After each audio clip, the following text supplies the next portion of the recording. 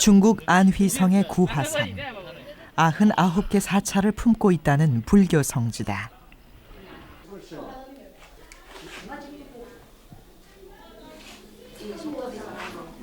한 신도의 기도가 간절하다.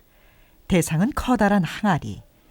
항아리의 아랫부분에는 한 장의 사진이 놓여 있다.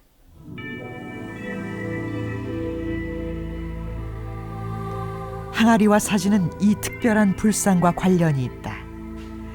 23년 전 입적한 대흥화상의 등신불이다. 입적할 때 모습 그대로 등신불이 된 것이다. 所以它在中国佛教史上，这个九华山这个四大名山之一和这个四大菩萨道山之一，具有显著的地位。 구화산이 등신불의 성지가 된 것은 서기 794년 한 스님이 열반하면서부터였다. 그의 이름은 김교각, 신라 왕자라고 중국의 역사서는 적고 있다. 김교각, 그는 열반 후 등신불이 돼서 자신의 서원을 이루고 구화산을 지장보살의 성지로 일군 신라 왕자였다.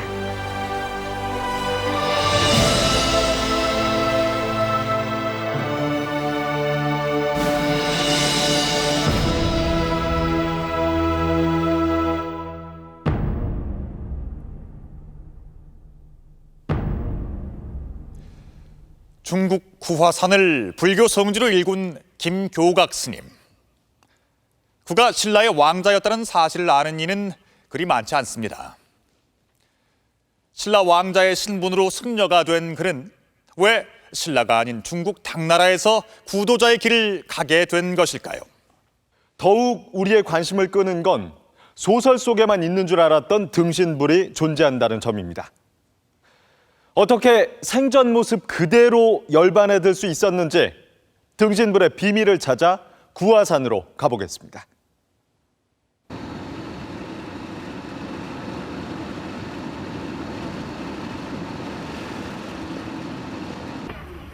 중국 안휘성 구화산. 해발 1352m로 99개의 봉우리로 이루어져 있다. 산세가 아름답고 명승고적들이 많아 동남 제1산으로 불리는 곳이다.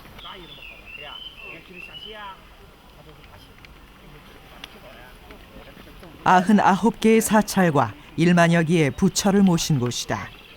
중국 불교의 4대 성지 중 하나로 지장신앙의 본산이다.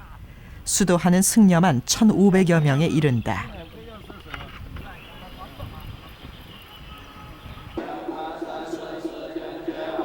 구화산의 사찰 중 가장 큰 규모를 자랑하는 기원선사. 지장보살을 섬기는 이곳에선 매일 오후 1시에 스님과 신도들이 함께하는 법회가 열린다.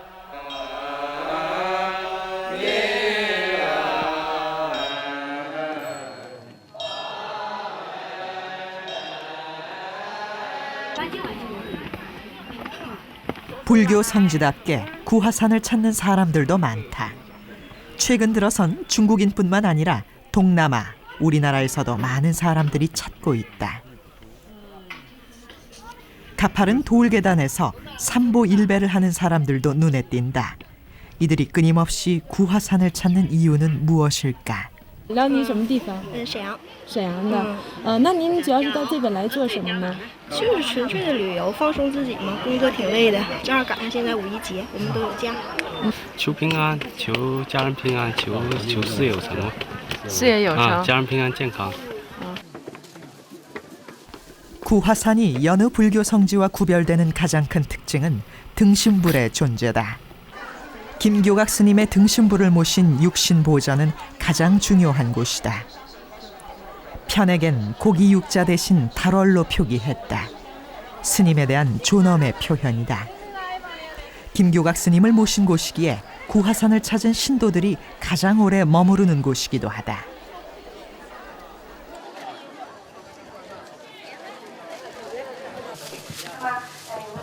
김교각 스님의 등신불은 어떻게 보존되어 있을까? 육신 보전은 독특한 구조로 이루어져 있다. 2층 건물 내부엔 7층 석탑이 지붕과 맞닿아 있다. 탑 하단부에 지장보살이 자리 잡고 있다. 바로 이 탑 안에 등신불이 모셔진 것이다. 在这里99岁圆寂之后，是给金巧觉地藏王菩萨呢，就是3年后建塔供奉，会有塔外有建殿，所以金巧觉地藏王菩萨呢是殿中塔，塔中有金巧觉地藏王菩萨的肉身，下面呢也是一个地宫。 건물 내에 7층 탑을 세운 것은 그만큼 김교각 스님의 등신불을 소중하게 보관하기 위해서였다. 건물 내에 7층 석탑, 7층 석탑 안에 3층 목탑, 그 탑 안에 김교각 스님의 등신불을 모신 것이다. 등신불이란 가부좌 한 채 열반에 든 육신에 금칠을 한 것이다.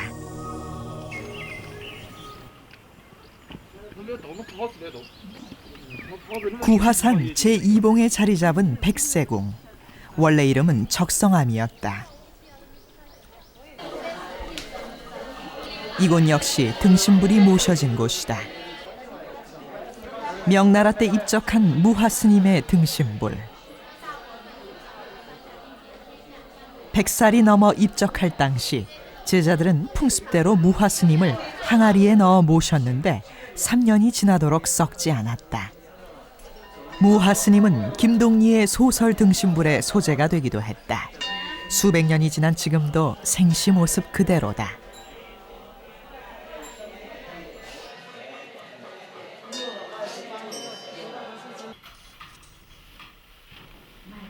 백세궁에는 무화스님의 유물이 남아있다. 구화산에서 수행하던 28년간 혀와 손가락에 피를 내고 금가루를 섞어 필사한 81권의 화엄경이다.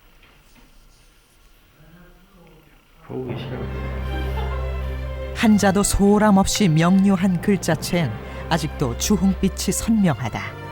혹독한 수행과 정진의 증거물이다.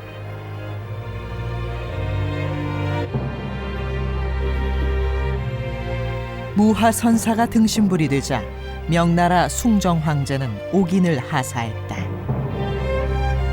등신불이 나타난 이곳에 백세궁이라는 이름의 편액을 내리고 무화선사를 김교각의 응신보살로 대우했다.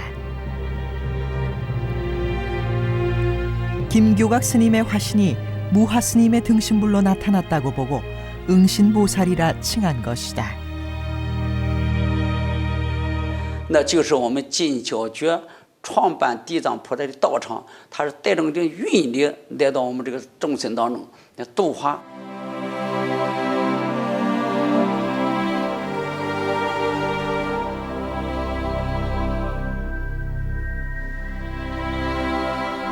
구화산 통해암, 자명스님의 등신불이 모셔진 곳이다. 지난 1991년 자명스님 역시 가부좌한 모습 그대로 열반에 들어 등신불이 됐다. 등신불이란 가부좌 한 채 열반에 든 스님의 육신을 말한다. 열반에 든 모습 그대로 항아리에 넣었다가 3년이 지나도 썩지 않으면 그 위에 금칠을 해 보존한 것이다. 자명스님은 최초로 등신불이 된 비구니 스님이기도 하다. 자명스님이 육신을 책상 위에 올려놨었는데 저도 직접 가서 그 살이라나요? 그 피부를 만져보니 그 자체가 생전에 살아있는 사람의 피부처럼 탄력이 좋고 피부 색만 검어서 좀 돌아갔다는 걸 느끼지만 실제로 멀리서 바라봤을 경우에는 살아계시는 어떤 노 스님이 참전하시는 그런 모습이었습니다. 열반 후 자명스님을 모셨던 항아리는 소중히 보존되어 있다. 김교각 스님으로부터 시작된 구화산의 등신불이 변함없이 이어지고 있는 것이다. 那么在大唐的时候，我们大中华就很有幸的这个迎来了从这个高句丽，这个从新罗国从当时叫新罗国，从这个新罗国来的一位这个僧人，金乔觉，是吧？他在我们中国学习佛学，这个刻苦修行，最后呢受到了我们中华佛教界的认可，认为他就是地藏王菩萨转世。 김교각, 그는 누구일까? 그는 과연 신라 왕자였을까? 김교각에 대한 기록은 그리 많지 않다. 중국 최고의 김교각 전문가로 알려진 쉐수텐 교수. 당나라의 문화와 역사를 연구하는 데 귀중한 자료인 전당문. 이 책에 구화산 화성사기가 있다. 김교각 스님에 대한 기록이 남아있는 책이다. 구화산 화성사기는 813년 비관경에 의해 쓰여졌다. 이 책에는 화성사기를 쓴 비관경에 대해서도 소개하고 있다. 구화산이 위치한 청양현 출신으로 시문에 뛰어난 인물로 소개하고 있다. 从幼时开始起，离这个金地藏去世的时间呢，只差几年，就是他写这个记的时候啊，所以从这方面他是可以说是与金地藏是同个时代的人。 화성사기는 김교각을 김씨 성을 가진 신라 왕자라 적고 있다. 화성사기보다 후대에 쓰여진 송고승전 역시 김교각을 신라 국왕의 친족으로 그가 왕족 출신이었음을 기록하고 있다.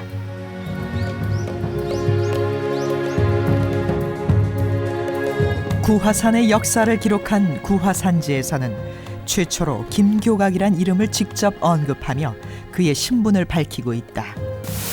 지장이라 불리는 김교각은 신라에서 당으로 건너온 신라 왕자라는 것이다.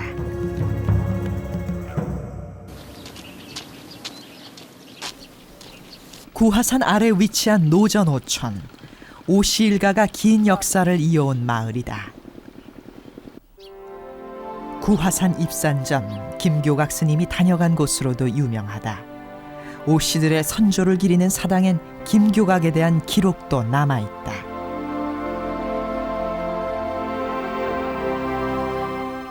비석에는 오씨 일가와 김교각의 인연이 기록되어 있는데 여기서도 김교각이 신라인이라고 밝히고 있다.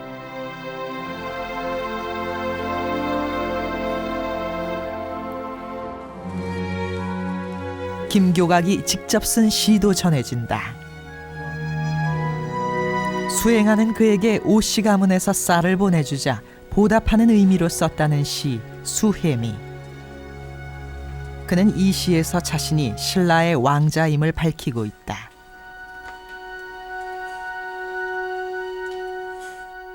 구화산은 중국에서 유일하게 등신불이 존재하는 곳입니다. 해발 1352m의 고지인데다 유난히 비가 많고 습한 곳이기도 합니다. 그런 곳에서 등신불이 생긴다는 것은 과학적으로도 풀 수 없는 신비인데요. 바로 그 구화산을 등신불의 본고장으로 일군 이가 신라 왕자 김교각입니다. 그렇다면 신라 왕자라는 김교각은 과연 어떤 인물이었을까요? 그리고 그는 왜 안락한 삶을 포기하고 외롭고 어려운 부도자의 삶을 선택하게 된 것일까요? 당시 왕자의 신분으로 그렇게 먼 곳까지 가서 승려가 된다는 것이 과연 가능한 일이었을까요?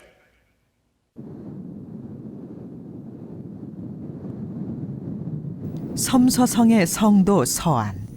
이곳은 한때 당나라의 수도 장안이었다. 당나라 역사 문물이 보존되어 있는 장안박물관. 박물관 앞들을 가득 채운 석각들 중엔 당시 신라인의 흔적도 남아있다. 당나라의 유학과 과거 시험에 합격하고 대유학자가 된 김가기의 마의 석각이 그것이다. 김가기는 당나라가 뽑은 성인 67인 가운데 한 사람이었다. 김가기가 중국에서 대유학자가 될 수 있었던 데는 당나라의 유학 장려책이 있었다. 중국에서는 이제 그걸 이제 국자감, 뭐 국자학이라고도 이야기를 하는데, 거기 이제 거기서 이제 6.25뿐만이 아니라 7개의 그 전공 분야가 있었습니다. 그래서 거기서 나눠서 이제 교육을 하는데, 당나라에 있어서 최고의 그 교육기관이 이제 국자감인 거죠. 그래서 이제 신라승려도 유학을 공부하기 위해서는 이제 그 국자감에 들어가서 이제 공부를 하게 되는 겁니다. 근데 거기서 쓰는 비용은 다 일체 중국에서 이제 비용을 대주는 것. 당나라 유학생들 중엔 유학자뿐 아니라 불교 승려들도 있었다. 대표적인 인물 중 한 명이 신라 승려 해초였다. 일찍이 인도를 여행하고 왕호 천축국전을 남긴 해초 스님. 그는 인도를 다녀온 뒤 당나라에 머무르며 불경 번역 등 저술 활동을 활발하게 했다. 당나라 때 사찰들이 많이 남아있는 종남산. 그곳엔 신라 승려들의 흔적도 많다. 흥교사는 삼장법사로 알려진 현장 스님을 모신 곳이다. 인도에 가서 불경을 가져와 쉽게 번역하고 법상종을 창시했던 곳이다. 현장 스님은 중국 불교 신도들에게 가장 인기 많고 영향력 있는 고승 중 한 명이다.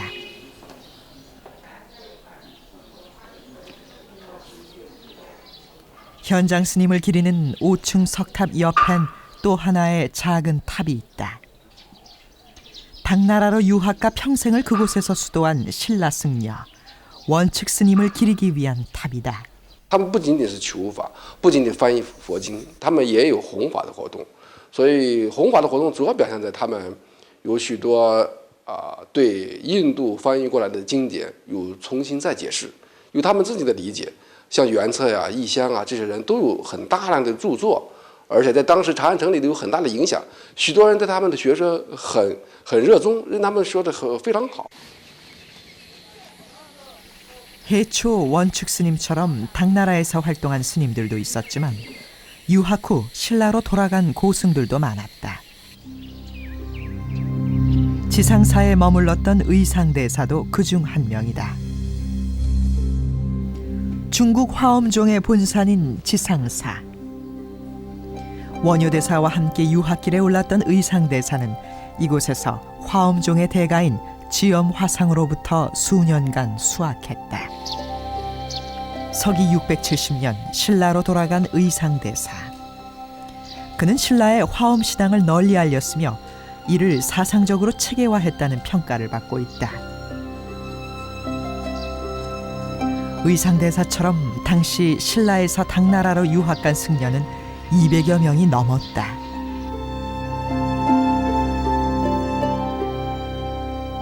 还有韩国来的这些僧人啊，在长安城里头，我想他们还有很多活动，就是云游、参访、参观这些活动也很重要。而在这个云游参访的过程中，他们很可能了解了中国当地的风俗习惯、中国的语言文字、中国的文学，乃至于其他方面的一些风俗习惯等等。这也应该说是对他们增长知识、开拓视野，并推动我们 这个朝鲜半岛和我们这个中国的这个交往，应该是起了很大的作用。 그렇다면 왕자의 신분으로 유학길에 올라 보살의 지위에 오른 김교각 스님, 그는 누구일까? 구화산 최초의 사찰인 화성사. 8세기 초 김교각 스님이 세웠다는 이곳은 역사 문물관으로 유지되고 있다. 이곳에는 명나라 황제가 구화산 스님들에게 하사한 교지를 비롯해 많은 유물이 전시되고 있다. 김교각 스님이 신라에서 당으로 건너올 때 데리고 왔다는 삽살개의 형상도 남아있다.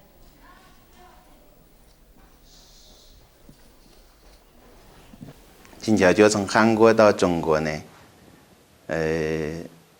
来的时候呢，没有带别的其他的什么，随身带了一个白色的灵泉到中国。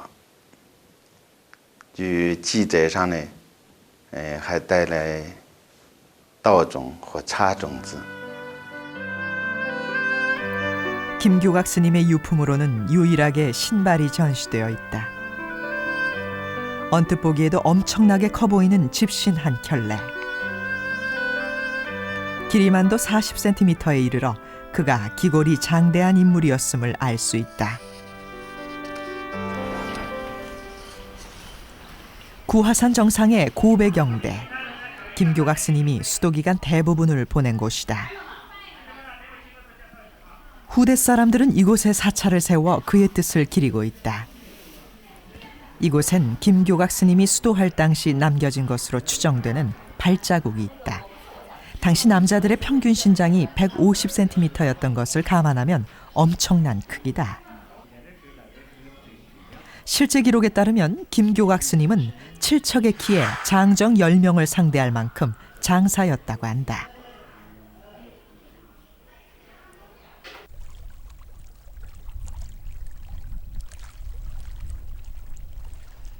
기골이 장대하고 힘이 좋았다는 김교각. 그가 신라 왕자였다면 그는 구체적으로 누구였을까? 그는 어느 왕의 아들이었을까? 남아있는 기록을 통해 김교각의 출생 연대를 추정해보자. 김교각의 출생과 사망에 대한 기록은 사서마다 엇갈리고 있다. 화성사기와 송고숭전에서도 김교각의 입적 시기를 달리 기록하고 있다. 那么根据这个历史的记载呢，对金地藏来中国的时间，以及他最后去世的时间等等的，有各种各样不同的说法。那么大家一般认为，可能这个还是《化生四记》里面，这个闭关清所记述的时间可能最可信一点。 因为他是那个时候的人嘛，啊，跟金地藏差不多时候的人嘛，那恐怕还是可以信的。 화성사기의 기록을 따른다면 김교각은 696년생. 그러나 우리나라엔 그에 관한 기록이 전혀 남아있지 않다. 다만 출생 시기로 유추해보면 그가 성덕왕의 아들일 가능성이 크다고 중국 학자들은 추정한다. 성덕왕에게는 5명의 아들이 있었다. 삼국사기는 성덕왕의 아들 중 장자 김수충이 중국에 유학을 다녀왔다고 기록한다. 그가 최초로 중국 유학을 갔을 때가 성덕왕 13년인 서기 715년. 그러나 김수충이 당나라로 유학 간 이듬해 신라에서는 태자 책봉이 있었다. 김수충의 동생인 중경이 태자로 책봉된 것이다. 김수충이 태자 책봉에서 밀려난 데다 어머니마저 궁궐에서 쫓겨나게 된다. 이는 신라 왕실에서 그가 설 자리가 없음을 의미했다. 后来呢，由于我们查这个新罗本纪里面，他的这个母亲呢被贬了，被父王所贬了。后来呢，这个金寿中啊。 就不见其下落了，在这个新罗本纪里面，这个就看不到这个名字了，看不到这个名字，所以我们推测，如果是说他是新罗王子的话，圣地藏呢是王子的话，可能是金寿中。 어머니와 자신을 둘러싼 정치적인 상황에서 고민했던 김수충. 그는 떠나기로 결심한다. 당나라 유학길에 접한 불교 경전과 사상들이 마음 깊이 와닿았기 때문이었다. 왕실의 정치적인 암투 대신 그가 선택한 것은 수행의 길이었다.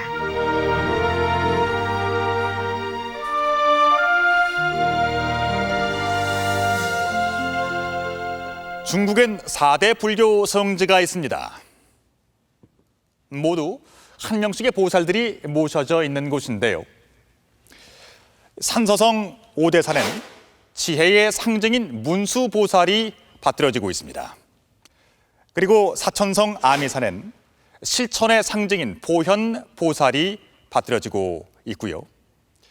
절강성 보타산엔 자비의 상징인 관음보살이 받들어지고 있습니다. 김교각 스님이 머물렀던 안휘성 구화산엔 구원의 상징인 지장보살이 모셔져 있습니다. 당시 승려 김교각은 신라 왕자 신분이긴 했지만 유학생이었습니다. 그런 만큼 언어와 낯선 문화의 벽을 뛰어넘기란 쉽지 않았을 겁니다. 적응 자체도 쉽지 않은데 김교각은 어떻게 이런 한계를 딛고 지장보살이 될 수 있었을까요? 당시 신라에서 중국으로 가는 백길은 두 갈래가 있었다.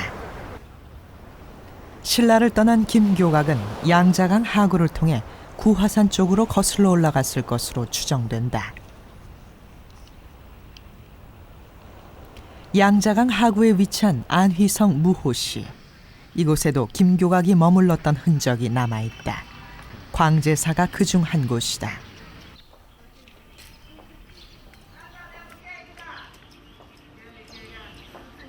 作为他修行的这个基地。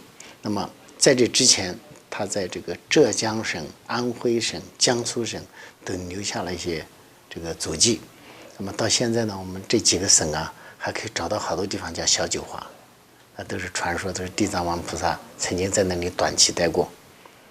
你比如说南京就有一个小九华，浙江省也有，这个我们安徽的芜湖有个广济寺有小九华，一直到我们山下的南宁县都有这个金乔觉留下的足迹。 이상적인 수행처를 찾아 떠돈 지 10년 만에 그는 신비에 쌓인 구화산을 발견하게 된다. 당시만 해도 구화산은 인적이 드문 깊은 산이었다. 그가 구화산 최초의 정착민이 된 것이다. 김교각 스님이 터를 잡고 수행처로 삼은 곳은 구화산 정상의 한 동굴. 지장 스님이 수도한 옛 동굴이라고 해서 지장고동이라 불리는 곳이다. 그의 험난한 수행이 시작됐다. 한 사람이 겨우 들어갈 만한 크기의 작은 동굴. 이곳에서 밤낮을 가리지 않는 수행이 이어졌다. 그는 동굴 주변에 경전을 갖다 놓고 하루 종일 향을 피우며 선정에 빠져들었다.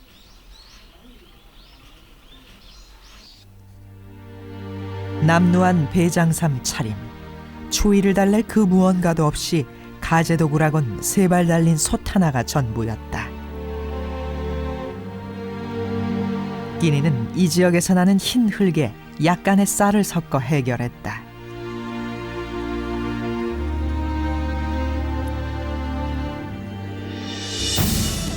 스님의 고행이 알려지면서 스님의 가르침을 받으러 구화산을 찾는 사람들도 늘어나기 시작했다. 주민들은 백토록 끼니를 때우며 수행정진하는 스님을 보고 감동하여 직접 나서서 절을 지었다.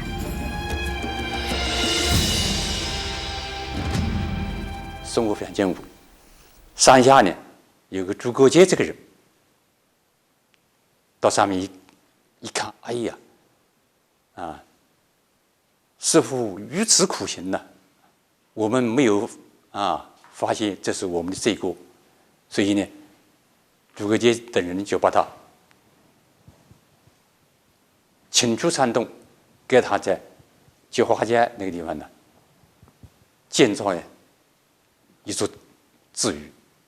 后来呢，就你其中有问题就是什么慈爱他皇帝慈爱呢叫化成寺。 당시 당나라의 정치 상황은 좋지 못했다. 서기 755년 귀족들의 권력 쟁탈전은 안록산의 난으로 표면화되었다. 전쟁은 나라 전체를 폐허로 만들었다. 약탈과 방화, 살인 등 만행이 저질러졌다. 당나라의 호구수가 9년 새 3분의 1이 줄어들 정도였다. 마음 둘 데 없는 백성들의 현실과 어려움은 수도승에게도 큰 숙제였다. 특히 중생 구제에 대한 염원이 컸던 김교각 스님에겐 더욱 그랬다.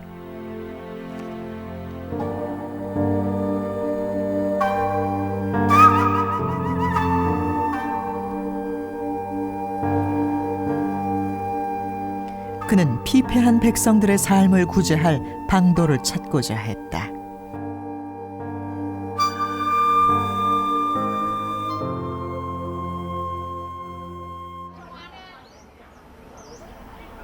그는 농경지가 부족한 구화산을 개간하고 직접 농사도 지었다. 민생고에 시달리는 백성들에게 백성을 구제한다는 수도승마저 기생할 수는 없다는 생각에서였다. 기록을 보게 되면은 거기 그 화성사라는 사찰을 창건하는 과정에 있어서도 농지를 개간했다라는 거죠. 그리고 뭐 이제 벼를 뭐 심기도 했다라는 거, 그 다음에 뭐 차나무를 뭐 심었다라는 거. 그것은 당시 그 당나라라는 사회, 다시 말씀드려서 아까 말씀드렸다시피 안록사의 난으로 인해 가지고 전국적으로 지금 황폐화되고 어려운 그 백성들의 삶 속에서 그 백성들의 그 어떤 조금이라도 이제 경제적으로 도움을 줄 수 있는 그러한 행위를 몸소 실천하셨다라는 거죠.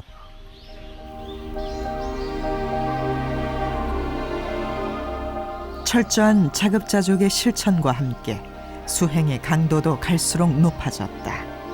그의 수행과 깨달음엔 늘 백성들이 있었다. 자신의 성불보다 중요한 것은 어려움에 빠져있는 백성들을 구제하는 것이었기 때문이다.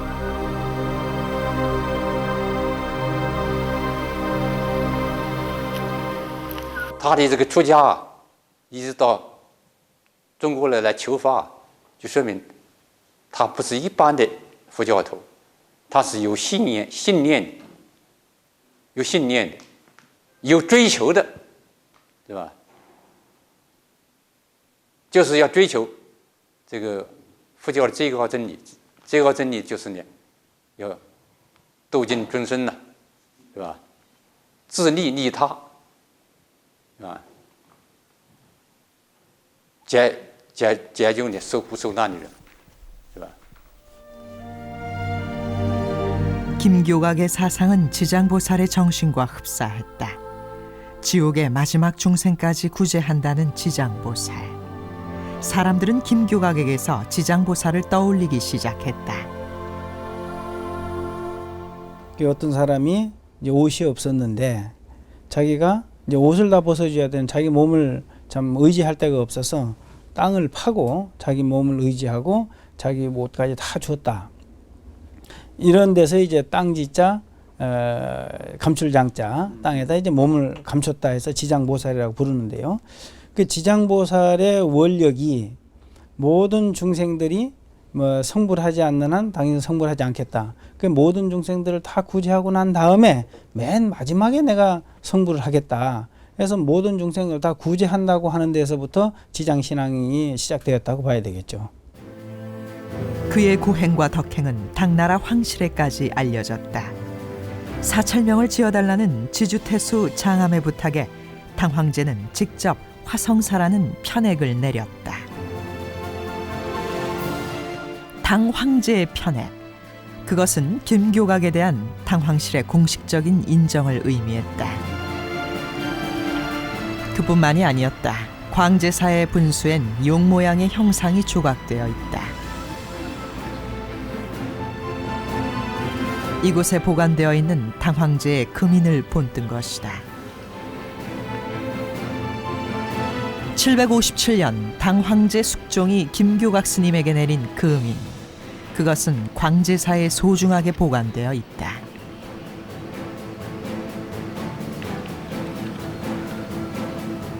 가로 세로 각 12cm 정방형으로 무게 4.5kg에 달하는 금인. 바닥에는 6글자가 새겨져 있는데 지장, 즉 김교각 스님이 중생을 이롭게 한다는 의미를 담고 있다. 황제의 금인은 그 자체로 황제의 권위를 상징했다. 당 지덕 2년이던 757년 김교각은 중국 최고의 수도승이 된 것이다.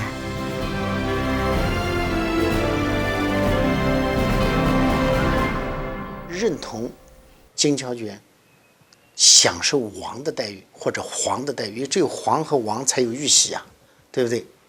所以就是我们九华山呢，这个地藏菩萨后来就多加了一个字叫地藏王菩萨，这金地藏王菩萨，有好几种说法。为什么要叫王呢？这个王是我们肃家的，对不对？国家的概念，国家的领导人的概念，对不对？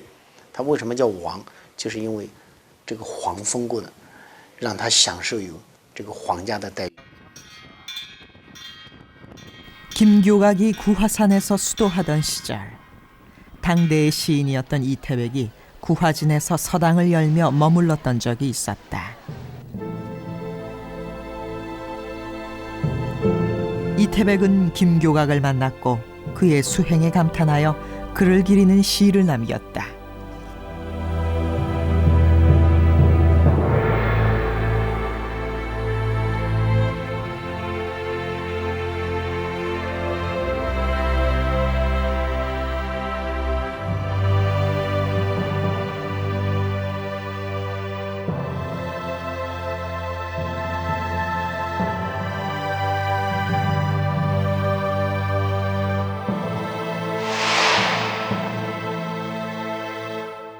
지옥 미공 서불성불.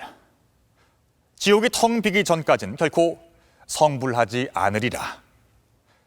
김교각 스님이 수행의 화두로 삼았던 서원입니다. 이처럼 모든 중생들이 구제되기 전엔 성불하지 않겠다는 그의 서원은 수많은 중국인들에게 크나큰 울림으로 다가갔던 것입니다. 뿐만 아니라 그의 이런 서원은 생활 속에서 그대로 실천됐습니다. 척박한 땅을 개간해 농사를 짓고 옷을 직접 지어 입으며 검소한 삶을 살았던 김교각. 과연 그가 이룬 것과 남긴 것은 무엇일까요?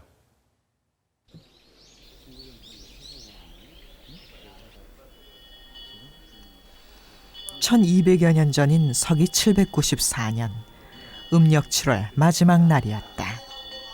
김교각은 제자들을 불러 모았다. 그리고 제자들을 향해 고별 인사를 건넸다. 내가 죽거든. 화장하지 말고 돌함에 넣었다가 3년이 지나거든 꺼내보거라. 그때까지 썩지 않았거든. 내 몸에 금치를 하여라.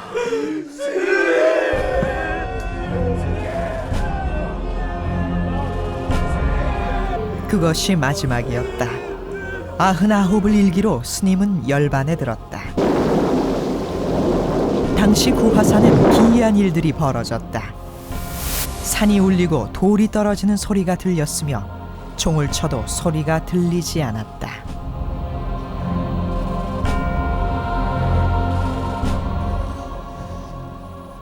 스님의 유언대로 가부좌 한 채 열반에 든 그의 육신을 항아리에 모신 지 3년이 지났다. 제자들은 시신을 수습해 탑에 안치하기 위해 스님을 모신 항아리 앞으로 모였다. 그런데 놀라운 일이 벌어졌다. 스님의 육신이 썩지 않고 열반에 들 당시 모습 그대로 남아 있었기 때문이다. 제자들이 마주들자 뼈마디에서 금쇠 소리가 났다. 불경에 따르면 뼈마디에서 쇠소리가 난다는 것은 보살의 현신을 의미했다. 제자들은 스님의 육신에 금치를 해 석함에 모시고 그 위에 탑을 세웠다. 등신불이 됨으로써 김교각은 지옥의 비기까지 성불하지 않겠다는 그의 서원을 이루었다. 그의 중생구제에 대한 염원은 지장보살을 방불케 했고 등신불로 남음으로써 사람들은 그를 지장보살의 화신으로 추앙했다. 이후 구화산은 여러 스님들의 등신불이 이어져 등신불의 성지이자 지장신앙의 본산이 됐다. 지장보살 그러니까 김교각 스님으로부터 이제 시작이 됐다고 하겠는데요. 거기가 굉장히 습한 그런 지대입니다. 그러면 이제 육신물이라고 한다면 미라가 돼야만 육신물이 될 수 있는 거거든요. 그래 그 습한 지역에서 과연 육신물이 미라가 될 수 있겠느냐. 그래서 이것은 과학으로도 증명할 수 없는 그런 특이한 상황이라고 생각을 합니다. 그런데 이제 뭐 잘 아시다시피 김교각 지장보살께서 말씀을 하셨죠. 내가 3년 후에 다시 이제 육신물로 나타나서 중생을 교화하겠다 이렇게 이제 말씀을 하셨다 그러거든요. 그러니까 그것은 이제 지장보살 원력이 모든 중생이 성불하기 전까지는 성불하지 않겠다고 하는 그러한 서원하고도 맞닿는 그런 것이라고 볼 수가 있겠습니다. 현재 구화산에는 9존의 등신불이 보존되어 있다. 김교각 이래 구화산이 등신불의 성지가 되면서 많은 사람들이 서원을 빌기 위해 구화산을 찾고 있다. 중국의 4대 불교 성지에서 모시는 보살들은 대개 신화적인 존재로 남아있지만 구화산의 김교각 지장왕보살은 유일한 실존 인물이기 때문이다. 我是想，当然我发了愿，就是说我想力行地藏王菩萨的大悲大愿，然后以地藏王菩萨的神力加持我，消我宿业障，成我大悲心，开我大智慧，以于人类能更有用。 지난 1999년 9월 9일 구화산 불교협회는 김지장보살 대동상 건립기공식을 거행했다. 99m에 이르는 세계 최대 높이의 불상을 세우는 대역사다. 김교각을 기리는 이 동상은 2009년 9월 9일에 완공될 예정이다. 中国人的信仰里面呢，比较讲究这个很实际的，所以很现实的生活中间的，要解决现实生活中间的一些问题。那么这个像观音的精神呢，它就是这个解救人们现实生活中间所遇到的各种困难痛苦，啊。那么地藏菩萨呢，他有这样一种要拯救一切众生的这样一种大的那个志向，是吧？所以这个对民众来讲都是非常有感染力的，鼓舞力的。 중국인들이 김교각 스님을 높이 추앙하는 이유는 또 있다. 전통적으로 중국인들은 효를 강조해 왔는데 김교각이 추구하는 지장 신앙이 효와 관련이 있기 때문이다. 지옥에 빠진 마지막 중생도 구제하겠다는 그의 서원이 중국 민중들의 소망에 부합하기 때문이다. 因为这个原来的佛教这个 出家以后就断绝一切跟俗家的关系。那么中国的孝子贤孙们出家以后连父母都不可以要了，这个是很麻烦的，是不可以想象的。那么佛门中把地藏菩萨这个请来，把地藏经翻译过来，然后向人们展示佛家也是讲孝道的，也可以孝敬父母。所以这个地藏菩萨在我们这个中国佛教中间就来得特别重要。